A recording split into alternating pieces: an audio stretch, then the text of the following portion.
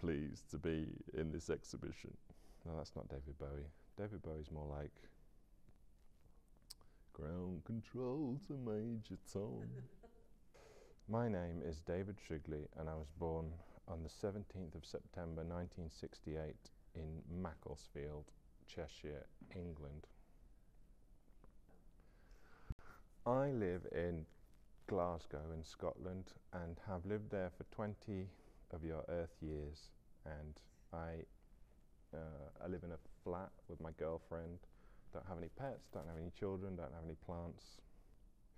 Well, I get up in the morning, maybe usually I get up around 9, and I don't get dressed immediately. I just wear my gym jams, go downstairs, have some breakfast, cup of coffee, then I go upstairs and I brush my teeth and have a shower, and then I start work.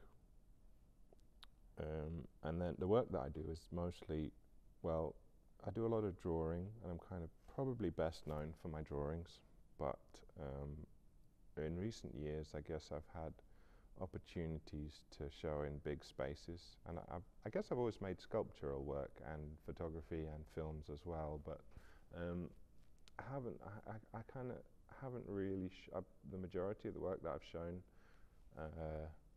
or the majority of work that I showed between up until 3 or 4 years ago was drawings and photographs, and I've shown some sculpture, but it's quite small. But more recently I've started to make kind of more installation-based work and made bigger sculptural work, and on occasion have not shown any drawings, which I suppose is a bit of a departure. I think the problem for me is that my work's quite contained and domestic and small when it's a drawing, and I always try to make things no bigger than they need to be. So sometimes that poses a problem when you're invited to show in a larger space. But I've also, the films that I've made, animated films I've made, are that I've started to show those as gallery-based artworks as well. So I've made some more durational pieces, but really these things are things that I've started to make in the last couple of years. I started to make films about 2000. And I did animated films as commissions to start with, in order to learn how filmmaking worked. And I did a couple of pop promos, and I did some stuff for advertising and some stuff for TV. But I've stopped doing that now because it's boring and you don't get paid enough. And I just make films for gallery-based things, I guess. So that's more fun because I can do whatever I want. Although I do have to pay for it myself, which is expensive. But you know, swings and roundabouts. The films that I make are essentially hand-drawn. They will start from my drawings, but I work with an animator, and the drawings are scanned and then just made as they're done digitally with Flash, which is a vector-based animation program, which is what most line animation is done with.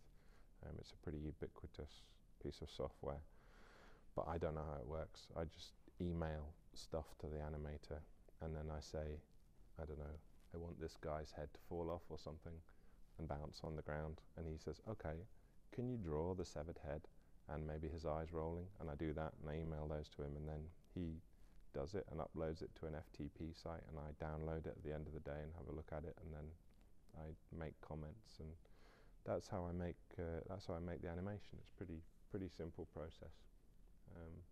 But yeah, I don't really know anything about the mechanics of animation. I'm sort of more of a director, in a sense.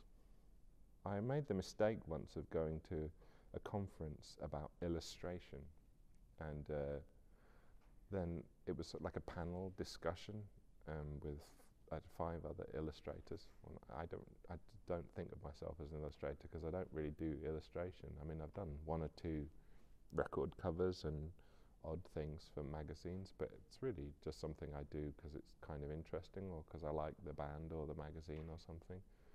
And I'm really not an illustrator. I'm a fine artist because, you know, that's what I do every day. I do exhibitions and make work which gets sold and blah, blah, blah. But they weren't having any of it. And and it was sort of really exasperating.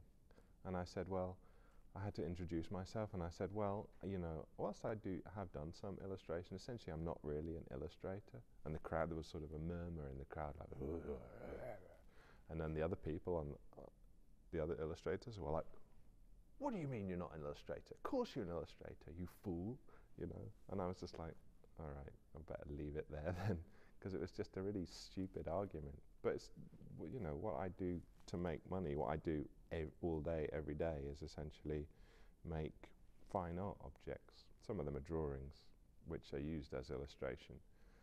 But that, you know, that's how I make a living. So it's a really weird.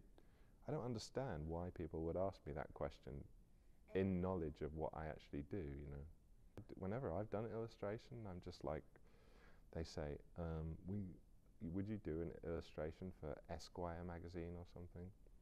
And I say, yeah, okay, blah, blah. And they say, we haven't got much money. It's like you get paid $200 to do you know, quite an expensive illustration, and then they say they don't like it and you have to do it again. And you're just like, ugh. Yeah. It's such a pain. And for a lot of people, that's what they do every day. It's like, it's rubbish. Just get a job. It's much easier. But I used to do an illustration for, having said I'd never done illustration, I did an illustration for Esquire magazine in Japan every month for a couple of years. And I didn't do it because I liked the magazine or because I wanted to break into Japan. It was just really funny because the formality of the brief every week arrived by email. Never even spoke to the people on the phone, let alone met them. And this brief, this in broken English, would appear. And you know, when you try and put an illustration brief together in words, even if you speak in the same language, it's quite a difficult thing to do, because there are only so many adjectives and stuff, you know. But in Japanese, it was always, I'd get these sort of weird emails saying, the theme this month, for this month's issue, is sweets. How women traditionally have enjoyed sweets, but now men in these days also buy sweets and enjoy sweets such as cakes and chocolate. So the theme this month is we love sweets. And I'm just like, what is that? And it was like that so it really amused me, the fact that, so I'd always email it to them on the deadline day, so there was no way they could refuse to print it. So I'd just do, I don't know, it was just a really fantastic exercise in abstract thought, because you were trying to second guess what they were talking about. A lot of the time you just didn't understand what the brief was, you know, unless it was about a country, or draw pictures of the royal family or movie stars or something.